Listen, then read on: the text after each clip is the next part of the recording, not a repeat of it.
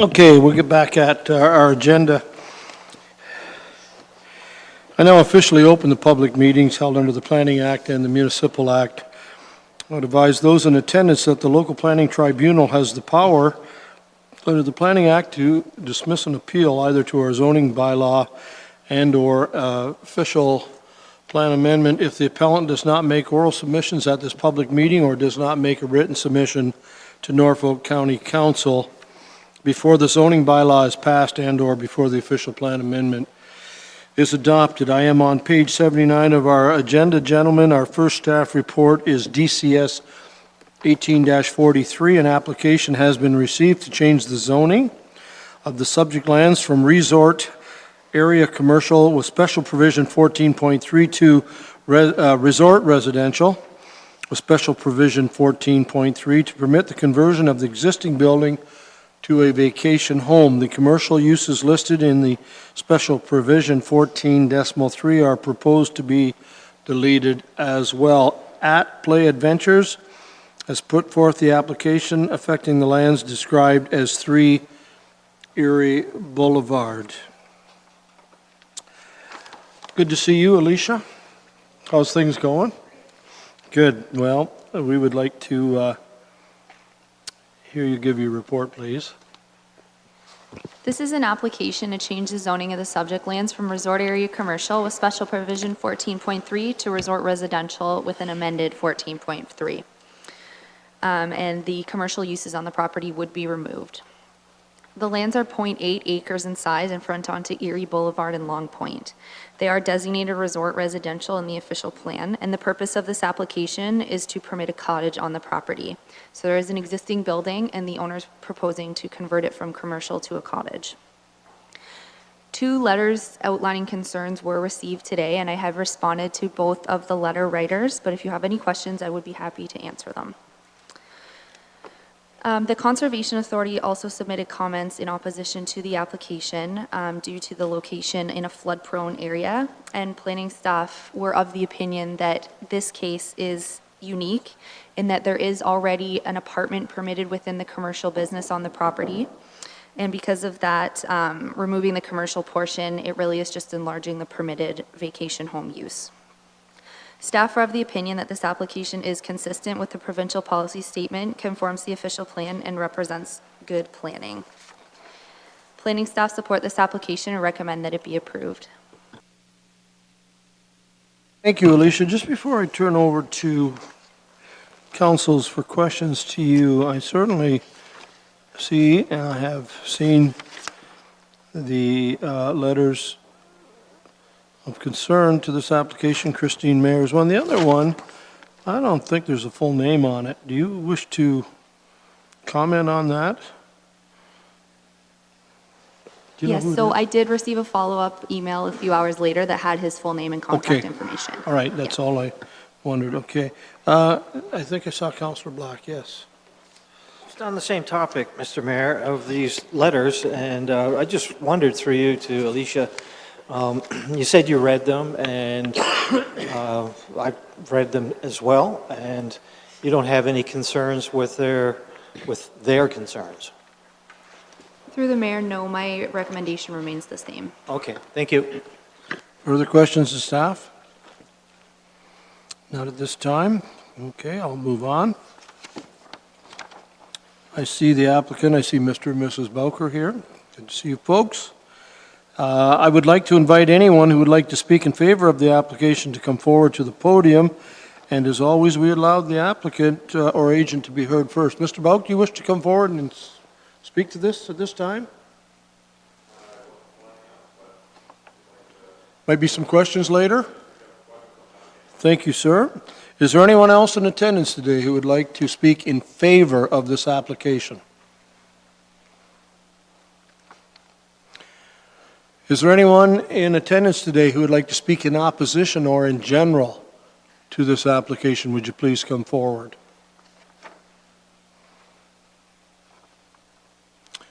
Anything further from this council?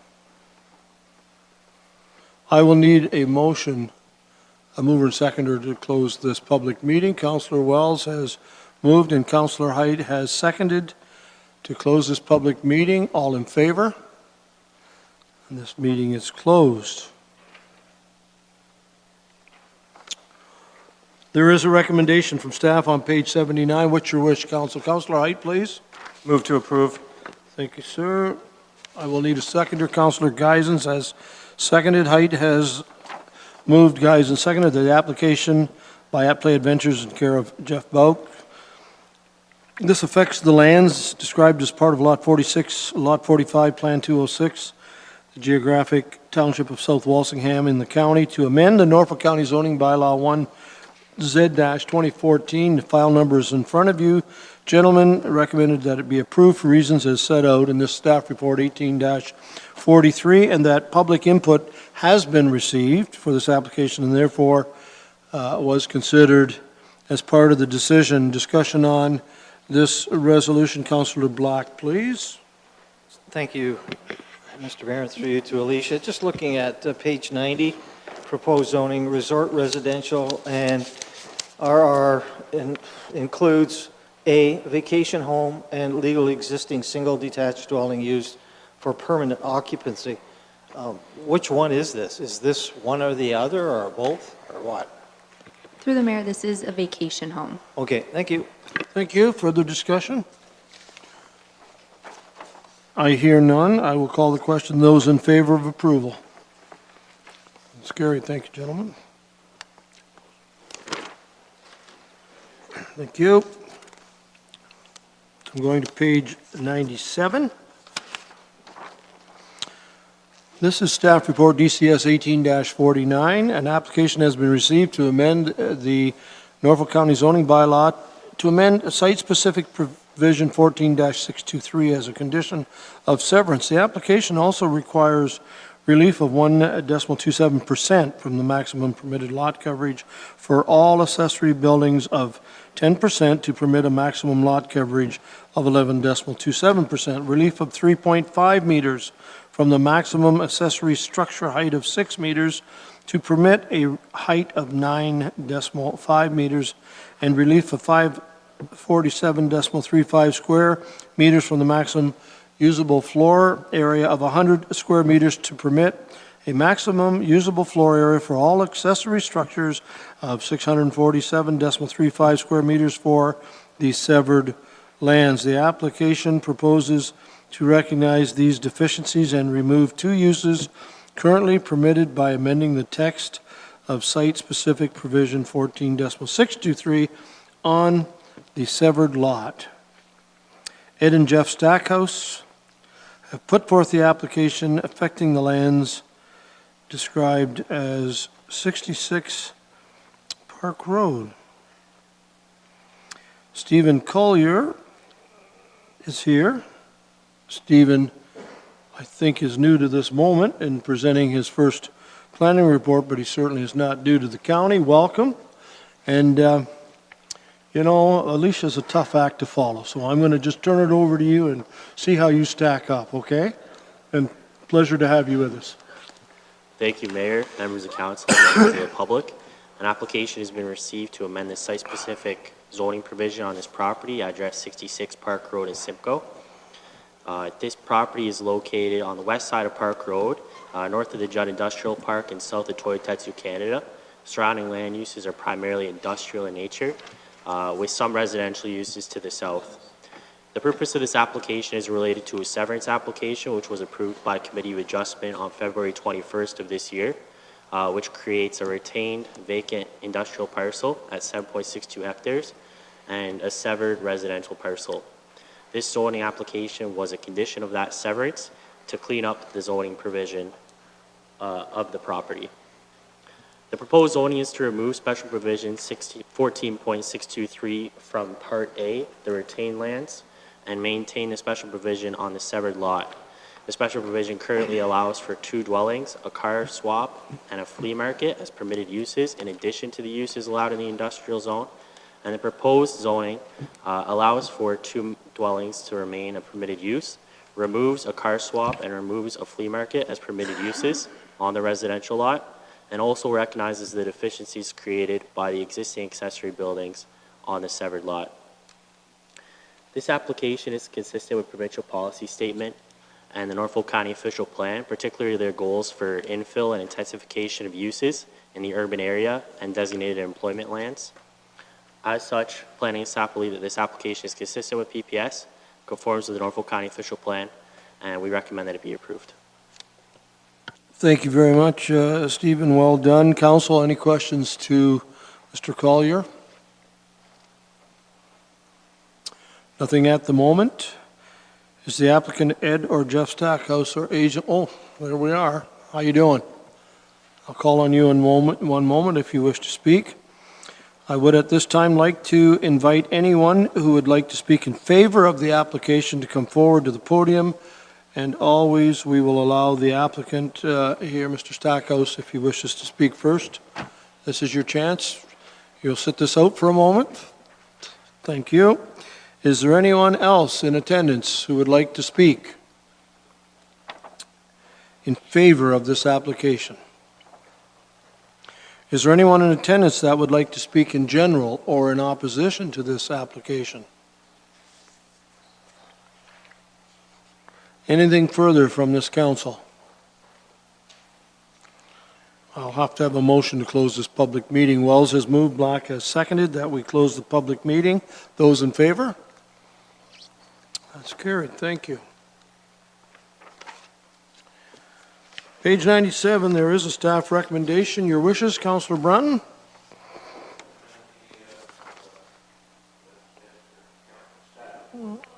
You're going to move that for approval, and Councillor Columbus, did you wish to second? Thank you, sir. It's open for discussion. It's on the floor. Is there a hockey game on tonight or something? No, not tonight. I didn't think so. No, not tonight. What's going on here? Okay.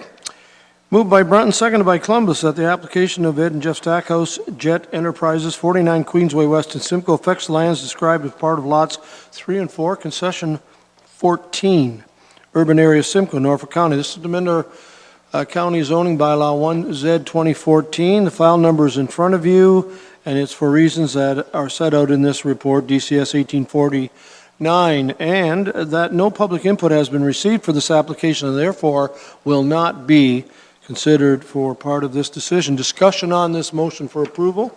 Those in favor? It's carried. Thank you very much. Mr. Stackhouse, thank you. Thank you, Andy. That concludes our public meeting portion of this. I am now on page 53 of our agenda, please. We have a staff report concerning, first of all, pardon me, a staff memo that you'll find on page 53, and this is concerning the legacy fund options. And we'll also deal with the staff report 1806, found on page 57. It's Mr. Johnson's legacy fund biannual report, and this was, of course, deferred from our March 27th council meeting a month ago. Mr. Johnson, how are you?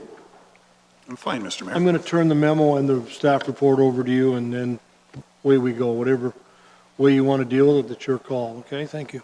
Thank you, Mr. Mayor. So, through the mayor to members of council, on March 27th, we had a legacy fund biannual report, and we had presentations done by 2 different parties to discuss their investment options, and there was good discussion, there was questions, and as a result, the report got deferred until today. So in those 4 weeks, I've provided to council information on the investments through the memo in the agenda, and also on your desks you'll see a letter from the One Fund Investment Group that sort of put in context the results of the investments for the period, and sort of split out the different portfolios within the one fund and how some did not too badly and other ones not so much. And in the memo, there's several options there, and the reason, what would need to be done behind those options. And I think at this point I can turn it over to council, and if there's any questions, I'd be happy to answer them. Very much. I'll start with Councillor Black, please, for questions. Mayor Luke, through you to James, and what you're recommending is the use of the endowment model, correct? Through you, Mr. Mayor, that's correct. Okay, and after listening to, the report a few weeks back, I asked the question because I didn't really quite understand, but the endowment model allows you to dip into the principal part of it. So while I was listening to it, I thought, oh, it sounds like a good model until they clarified that you're dipping into the principal, and our current policy says that we wouldn't touch the principal. So I guess on the one side, I think it's good, but on the other, dipping into the principal has me a little worried. So how much do you dip into the principal? How often do you dip into the principal? What is the overall risk of dipping into the principal? Through you, Mr. Mayor, to Councillor Black. If you recall from the presentation, there was a chart up there, and it said, here is the risk of going below the principal level over the next 7 years. And that risk was pretty much zero. And the questions you're asking are difficult to answer.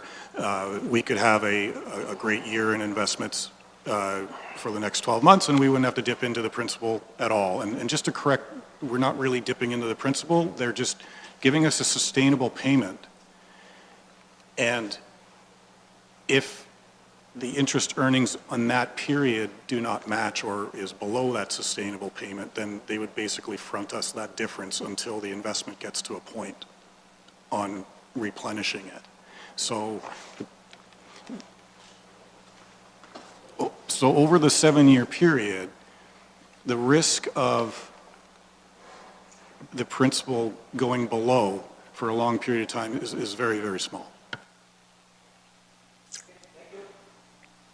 Councillor Height, then Columbus. Thank you, Mayor Luke.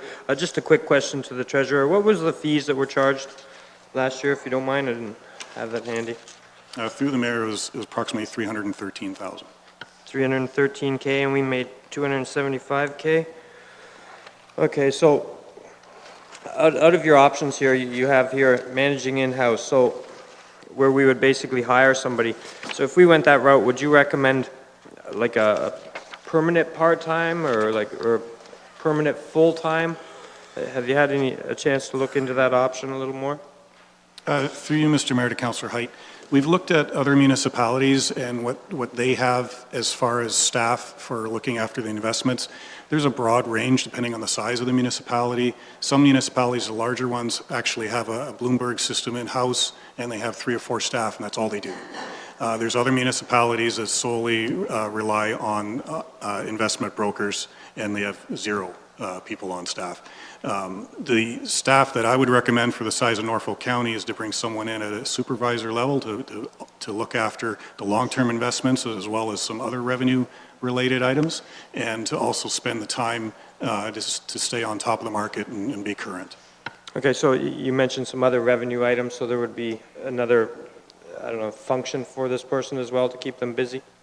Through Mr. Mayor to Councillor Height, yes, there's some other revenue items that we could use this position for that we currently don't have the resources for. We can be a little bit more current on user fees, for example. User fees are, right now we review them every year, but only on a piece-by-piece basis. We could perhaps speed that up so we can make sure our user fees do recover our costs on a more timely manner. That's just one example. Okay, thank you for that. And now option 1, it says here, we purchase individual securities. It would have a high risk of small returns during startup of the in-house investment portfolio. Why would it be slow at the beginning? Through you, Mr. Mayor, to Councillor Height. So if we were to do our own securities, we would have to, and whether we hire someone or not, we would still have to do an RFP for a broker. And that takes time. And once we get a broker, then we would have to set up the investments in a way to be what we call a ladder approach or a cascade approach, where you make sure you set up probably a dozen to 15 different investments in bonds or what have you, in order to get the maturity every year to make sure that you diversify the investments, low risk, and have the liquidity. So to set all that up will take time. We have to wait for the investments to become available in order to purchase them, and to get the interest earned, if we would have to wait for that period in order to earn that interest. So if we bought several bonds today, we would have to wait to receive that interest, let's say 6 months from now. Okay, so in your opinion, you think we could actually do worse than last year and get a return of 0.4% on our investments if we went that route? Through you, Mr. Mayor, to Councillor Height, so if we were to do investments in-house, we would be limited by the prescribed list in the Municipal Act on what we can invest in. So mostly it's bonds, and we wouldn't be able to go into corporate equity like what the one fund can do. I've identified that in the memo. And if we were to purchase $70 million in bonds over the next few months using a broker, and then measured the return after 12 months from that time, it would be more stable, but it would be more stable based on the bonds that you purchase. I believe you can get them between 2.5% and 3% right now, but then that's it. Okay, but like GICs, it's possible to purchase them, and right now at 3.5%, that beats the last 3 years of returns that we have right now. Through you, Mr. Mayor, I'm glad you asked that. We already purchased GICs. We have a very good short-term investment program for the money that is not tied up in the legacy fund. Unfortunately, over the last 3 to 4 years, it's shrunk from about 30 million down to about 12 million because our reserves have been depleting. However, we have a program now where we're trying to build those reserves back up so we can invest more into these GICs and so on and so forth. So we already have a portfolio for short-term investments in GICs, and that's done very well in my opinion. Okay, so how much pain would it be to take 80% of this fund and convert it into a GIC ladder?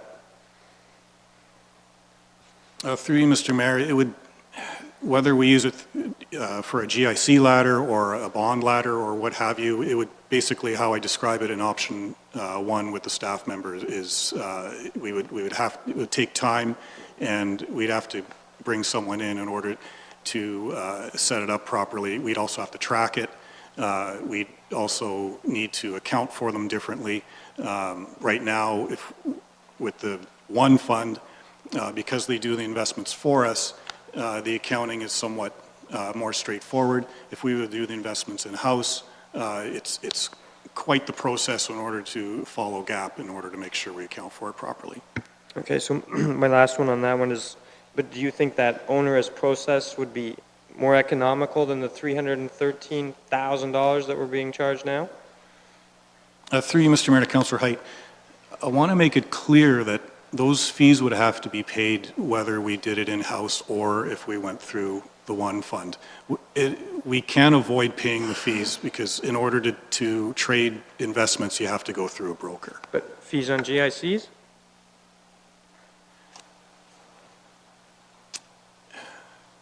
With GICs, yes, there's percentages there, absolutely, but if you look at GIC percentages versus what you can invest in the stock market, they're always a little bit lower, correct? So you would want to make sure that we take the legacy fund and try to use longer-term proven investment returns that would be better than a GIC. Okay, my last question, Mr. Mayor, through you to the Treasurer. You mentioned here you're recommending to put the interest earnings basically back into the legacy fund. Is that correct, or what do you call it, a retention reserve? Through you, Mr. Mayor, yes, that is my recommendation. However, I believe at the March 27th meeting, Mayor Lukes mentioned that perhaps we can put that towards the hospital payment, and I would agree with that one as well. That is the recommendation that I put just as a conservative approach. Yeah, we are short in that fund for sure. Now, do we not have a reserve for rate stabilization? For property tax rate stabilization? Through you, Mr. Mayor, I'm not aware of a reserve for property tax stabilization. The That levy- would probably be our contingency reserve, perhaps, Yeah. that you're talking about? Well, that contingency is for capital projects going over budget, isn't it? Through you, Mr. Mayor, to Councillor Height, the contingency reserve is there for when we have, for example, in 2016, our contingency reserve had a balance of about $7.5 million. However, in 2016, we had a $3 million deficit in that fiscal year. So that is funded from the contingency reserve. So now that reserve is down to half of what it was. Okay. You are familiar with what I mean by the rate stabilization reserve? Other municipalities use it to offset the high level of tax increases from one year to another. I'm sure Mr. Cribbs is aware of it. To assist, the reason why Mr. Johnson's answer is correct, the concept of the rate stabilization reserve, which we don't have, but the reason why the contingency reserve is the right answer to that is the Municipal Act only gives you two choices when you come in, when we do our numbers at the end of the year. If we find out we were in deficit, you can do two things at law. You can go into that contingency reserve, although we could call it rate stabilization, that's just the title, or you immediately go to the levy and instantly retroactively increase people's taxes. You only have two choices at law, A or B. So Mr. Johnson we've got a different label on it, but that's the function that you're describing is done by our contingency reserve. Okay, thank you for that. Councillor Columbus and then Councillor Broughton. Thank you, Mr. Mayor. Councillor Hyde asked one of my questions, but I do have another one here. You'd mentioned, James, that you'd studied other municipalities, I believe, and we looked at low-level risk. And we hear that Haldimand County, that they've had some very good success on some of their investments. And can you share with us what they're doing to get a good investment versus what we're doing? Through you, Mr. Mayor, to Councillor Columbus, I do not know the details of what Haldimand has used for their investments. I can go back when I was working there and tell you what we used for investments, but they've been mostly converted to, I believe, through the media and through my colleagues, through PPNs is what they're using. And they did have a good year with their PPNs. However, from my understanding is the following year wasn't not so much. Councillor Broughton, thank you. Councillor Columbus. Thank you, Mayor Luke. A couple of things I wanted to go over here, James, if I may. Page 66 in our agenda. On the bottom, there's our investment guideline, and it shows the the maximum minimum levels that I guess, did we establish that, adopt that? So we could have changed that at the time we implemented the legacy fund? Through you, Mr. Mayor, to Councillor Brunton, yes, those ranges were established when the legacy fund policy was brought forward, and when we had the advisory committee of the legacy fund, they would often look at those ranges and determine if we need to adjust them or through also meeting with the one fund advisor. Okay, so they're not etched in stone, like if we wanted to change those with the one fund, we could. Okay, the reason I asked that, go to this handout you gave us tonight, the one fund investment program, the pamphlet. If you go to page 3 in there, it shows the portfolio mix from 14 on to March of 2018, okay? And there's no secret where we've lost money. I mean, they've gone heavily into bonds, correct? Through you, Mr. Mayor, to Councillor Brunton, yes, the asset mix that we had was heavy onto the bonds, and that was a decision made at the time, and it made sense at the time. Well, 45% was the maximum. We're now, in March, we're still sitting at 43% in bonds. And I guess that kind of, and I think, if I'm not mistaken, you told us there a while ago that this year's, from September of last year to this date, which is almost 8 months, things aren't looking good again, from what I understand. Because interest rates are going up, and if we got that much in bonds, it ain't going to be good, if I could use that word. I've studied this pretty good, and I guess my question is, do we have an agreement with One Fund, like a written agreement that spells out their fees? Through you, Mr. Mayor, to Councillor Brunton, yes, there is an agreement with One Fund. Okay, I've never seen it, and I'm wondering if, it'd be nice to see a copy of that, but does their fee quite, I'm sure, change with the amount of, with bonds and equities, like their fee changes?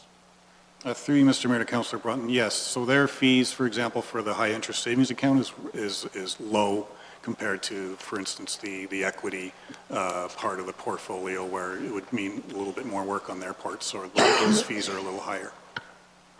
You don't know, I guess, like, could we get a copy of that at some point to take a look at it?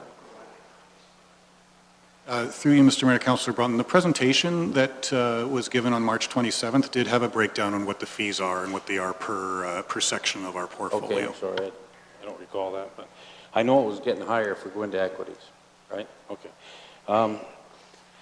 You don't have any idea where we're sitting at today? Through you, Mr. Mayor, to Councillor Brunton, so the monthly reports that I've been getting, it's been pretty flat. There's been a couple months where it's been a little bit lower. However, in this year, there's still 4 or 5 months to go in order to see what happens and perhaps react to those raising interest rates.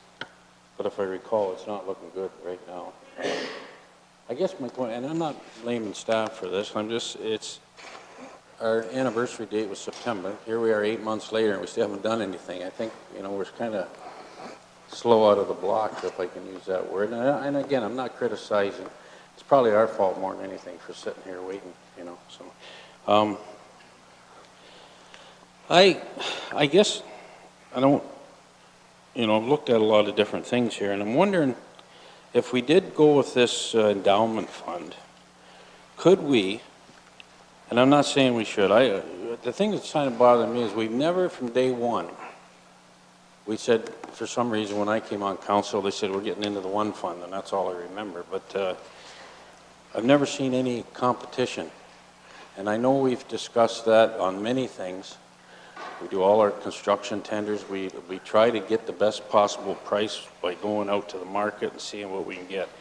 And I've read your report, James, and there's a few things I don't agree with in it, and I'm not going to get into it, about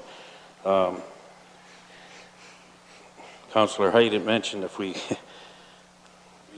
70 million's in a GIC, it'd be a lot of $10,000 GICs, would it not? I don't know if you can get one worth 70 million, but I guess what I'm wondering is if I certainly would like to see some competition somehow.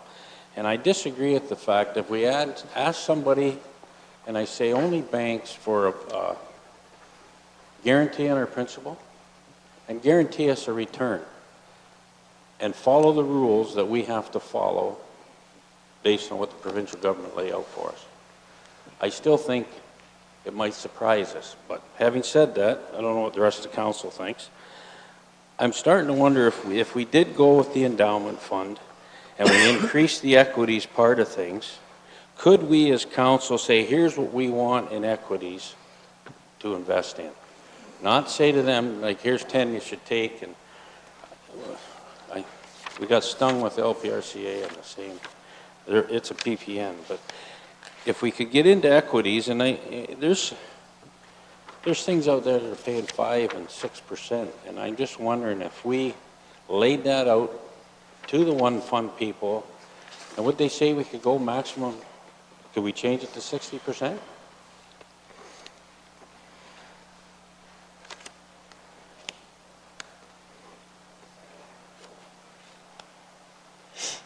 Through you, Mr. Mayor, to Councillor Brunton, I want to make sure everybody understands that in order to invest in equities, we can't go to a bank. We can't go to any investor out there. We have to go through One Fund. I realize that. So you see that equities have a little bit more risk, therefore a little bit more return.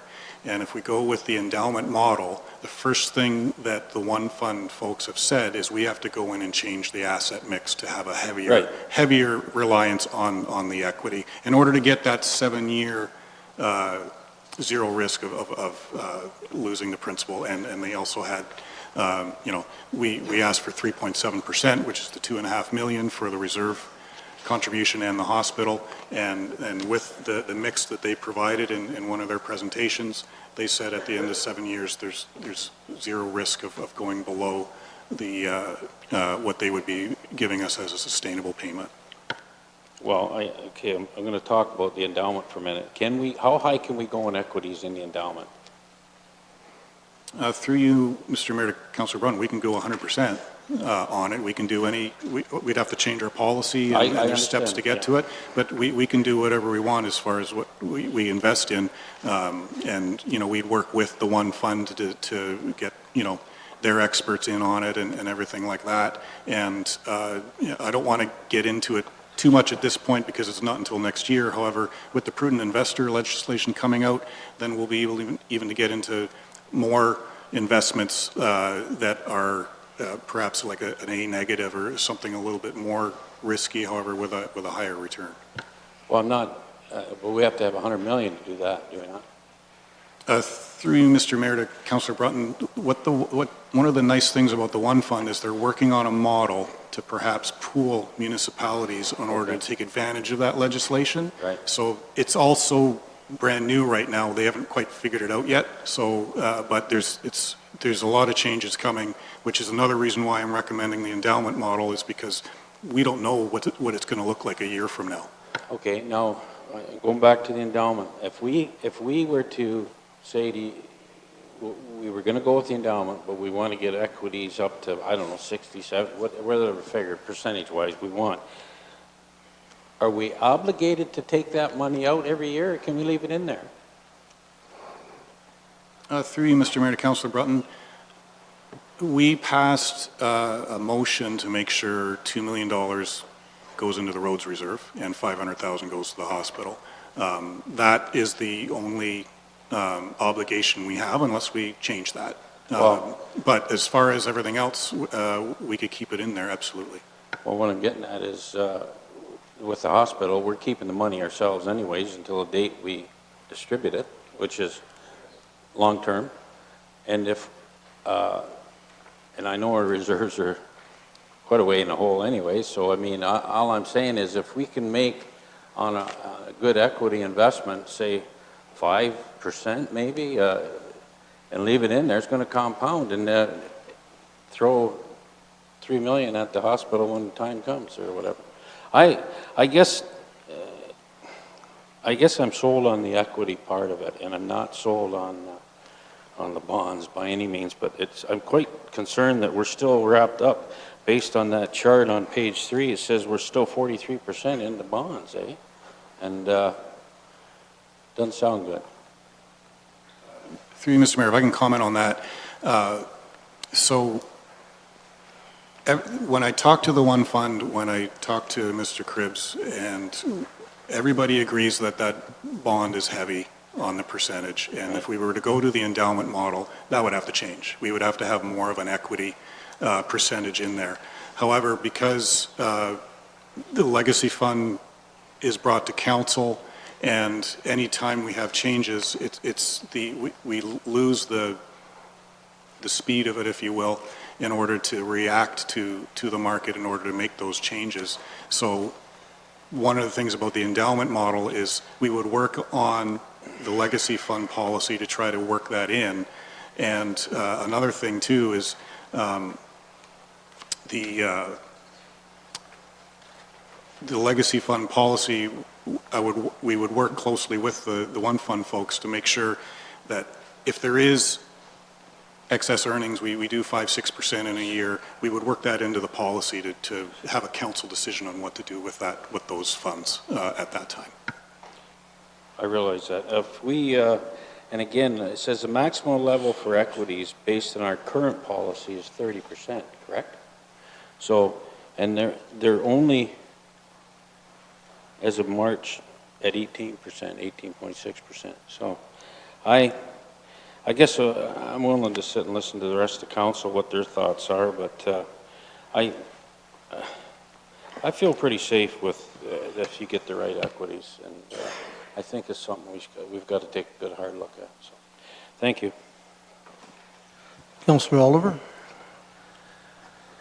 Thank you, Mr. Mayor. James, I want to pursue a little bit the option 2, which is an RFP. I remember when we had both the One Fund folks and the CIBC folks come in, and we talked about that even in the context of their two proposals being pretty different from one another in some respects. And then subsequent to that meeting, I think all of us at one time or another have been approached by executives from other financial institutions. I was at a Business After 5 session a few weeks ago, and the regional manager for Libro Credit Corporation came in and asked to meet me or say hello. And so I think other financial institutions are very interested in our business. And I still feel there would be merit in the idea of taking an RFP approach, including, of course, the One Fund, but lay out some fairly straight terms of reference that we want, obviously, the principal protected, and fees to be very, very clearly stated up front, and so on and so forth. I think we could do a terms of reference like that relatively quickly, put it out to the market, and receive proposals back. And yet I certainly feel that staff are not favoring that. You're recommending the endowment, and I understand why. But why could we not consider that as an option? And in the interim, you referred to a high risk of small returns during startup, a 6 to 8 month period. We simply approach one institution and say, we want our money in a GIC for the next 8 months. What kind of percentage will you give us with a zero fee? Is that not an option that we could consider, that approach? And sorry for my back. Through you, Mr. Mayor, to Councillor Oliver. So a couple things there. One, when you get the calls and when I get the calls and everybody's approached by all these different financial institutions, we simply can't put the legacy fund with them because of what Councillor Brunton mentioned, because they have they can't offer an equity product to us. Only the One Fund can do that. So that is why we would prefer the legacy fund to be with a long-term investment strategy that involves a diverse amount of portfolios. We got high interest savings account, we got equity in there, we got bonds, and we, depending on the market, we council can change those percentages with, and we would work with the One Fund experts as well on what they think. And I mentioned earlier that we have a really good short-term investment process with the GICs, and we go to, I'd say we have at least 12 to 15 different financial institutions that Norfolk County invests with. And that is a good program. There's a staff member who looks after that on a daily basis, and it's our short-term investment strategy to make sure we have cash flow and things like that. And that's very well done, in my opinion. And that was set up a number of years ago. What we are lacking, because of our reserve balances, is a very solid medium-term investment portfolio. And that is where, Councillor Oliver, we would do an RFP, in my opinion. We would do an RFP for those medium-term investments, perhaps, you know, a 5-year bonds, 3-year bonds, or debentures or what have you. And we would perhaps use some other financial institutions such as the CIBC that was here last month, and use the reserve balances on more of a medium-term investment strategy. So in my mind, in a perfect world, if we had the reserves up, we'd have our GIC short-term investment process, which is very well run. We would have our long-term legacy fund endowment model, which I've talked to other municipalities, and they've done similar things when their hydro was sold. And then the medium-term investment strategy of using the prescribed list in the Municipal Act with other financial institutions and to diversify our investments. I think, James, and I don't mean to put words in your mouth, from your answer, it seems to me the only answer you're giving me as to why we shouldn't do an RFP for our legacy fund next period of investment is because only the one fund can put us into equities, and you're assuming that's the way to go. Is that essentially why you're saying to us we should not put out an RFP? Through you, Mr. Mayor, to Councillor Oliver, that's for the legacy fund? Yes. That is my professional opinion, yes. Okay. Is it possible for us, should we choose to do so, to say, divide the legacy fund up into two components? 30 million of it, which would be put out through an RFP process to institutions, that would do what I suggested at the beginning of my comments. Guarantee us rates, identify upfront what, if any, fees they were going to charge, end of story, and those could be staggered or laddered, as we call it. The remaining portion of the legacy fund, still part of the legacy fund, could be made available to the one fund and a higher risk program with equities and higher returns. Is that something that council could consider as a fifth option almost? Through you, Mr. Mayor, so that would be a combination of option 1 and 4. Correct? And if you can see in option 1, if we were to do that, we would need some resources from a staff level. Well, in not order to do option it. 1 and 4. I'm going to suggest option 2 and 4.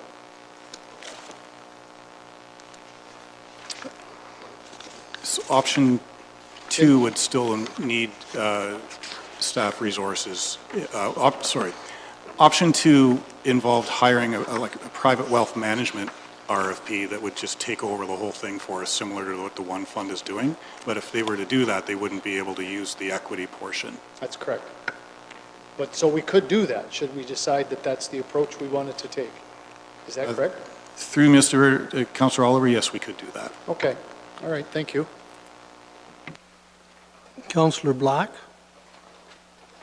Mayor Luke, through you to James, can we lend the money to ourselves, pay ourselves interest, if we had a large project? Through you, Mr. Mayor, to Councillor Black. So I just want to go back to Councillor Oliver just for 1 second. If we were to do that option of doing an RFP, what I'm not entirely sure with is what that would do to the contribution to our roads reserve and to the hospital. If we were to take the bulk or half of the legacy fund amount and then put it into other investment instruments, then my concern is that we wouldn't get that contribution to the reserve and the hospital like the endowment model would do. So I just wanted to clarify that. To answer Councillor Black's question, we absolutely we could borrow from ourselves. I would have to do an analysis on the debt rates versus the potential investment returns. And however, my main concern is our balance sheet. I'll give you an example. If we were to qualify to be a prudent investor, one option or one qualifier is we need $100 million in investments. The other qualifier is $50 million assets over liabilities. So you take your assets minus your liabilities, you got a $50 million. We are currently in a negative $6 million situation per our 2016 financial statements.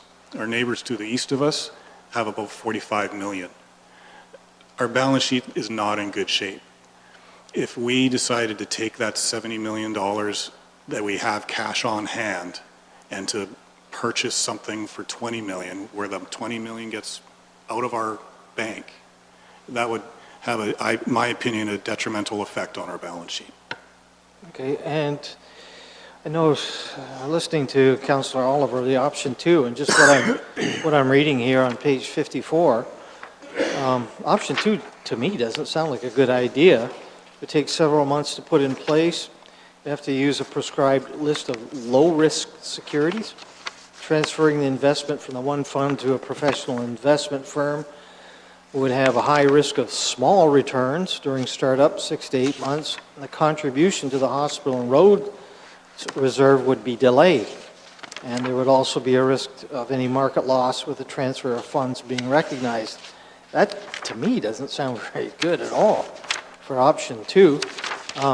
But compared to option 4, what do you mean on page 55 the last paragraph of option 4, where it says, "Staff would work closely with the One Fund investment experts to amend the legacy fund policy in a timely manner to incorporate option 4 and contribute to the roads reserve and hospital this calendar year." So I guess that's my question. By doing that right now, approving this tonight, are you saying that we would be able to put some money towards the hospital and the roads reserve? So this would improve our bottom line this year? Through you, Mr. Mayor, to Councillor Black, yes, that is correct. That's the intent of going to the endowment model right now, so we can have those funds in our reserve end for the hospital. You touched on a very good point about losing the market value. If we were to take certain dollars out of the bonds, let's say, and take it completely out of the one fund and put it into another investment instrument, we'd have to realize that loss. And if we were to keep the one fund for another period of time and we were to do the change from bond to equity, we wouldn't realize that loss. It would be transferred within the portfolio. Mayor, do you have any more speakers? Yes. Okay, well, I am ready to put a motion on the floor if you want to receive one. Okay, and I have this is question period, and I have questions from Councillor Bruntner too. I do have a couple of questions, and then I'll get back to you unless there's more speakers. If that's okay, Councillor Black, I'll recognize you to put a motion on the floor. Questions? Councillor Bruntner. Mayor Luke, for letting me speak again. James, I asked this question before, and I'm sorry I didn't ask it again, but the funds we have in the one fund, they're pooled with everybody, are they not? And that concerns me. So, and I asked you this, I asked the people when they were here from the one fund if everything was liquid, and they said yes. But if we are almost 45% into bonds, and a lot of them are losers, if I could use that word, if we switch now to somebody else other than the one fund, we're going to lose big time. Through you, Mr. Mayor, to Councillor Brunton. So we get statements from the one fund and it breaks out each part of the portfolio. We have a high interest savings account with them. We have the bond and we have the equity and we have a balanced fund. And with the bond, if you look at the book value and the market value currently is lower than the book value. So if we were to take that out, like completely out of the portfolio into another financial institution, we would have to realize that loss. And you don't have any idea what that might be for, that's 40. I like using the word 70 million. It sounds better than 69.5. Anyways, what, like 45 or 43% bonds is a good chunk of the 70 million, right? Through you, Mr. Mayor, to Councillor Brunton, yes, our bonds are about 35 million, and the market, I believe I was looking at these the other day, the market's around 33 on that one, so that would be a significant realized loss if we didn't keep it in there to bring it back up to the cost. Okay, and I guess, well, going through this again, our kind of, to get into a good return, we got to get into equities, the way I see it here. And that our only resource is the one fund. So I guess, and you said if we did get into the equities with them, that we could choose the ones we want. Do we collect the dividends too if they're dividend paying? Through you, Mr. Mayor, to Councillor Brunton, we definitely choose the percentage that we want. If we wanted to go outside of the scope in our policy, we'd have to adjust our policy. But we have full choice on what we want to invest in. And sorry. Just as a point of clarification, because a couple times we've talked about whether we choose, the Municipal Act prohibition on us directly investing in the market is such that we cannot choose which specific equities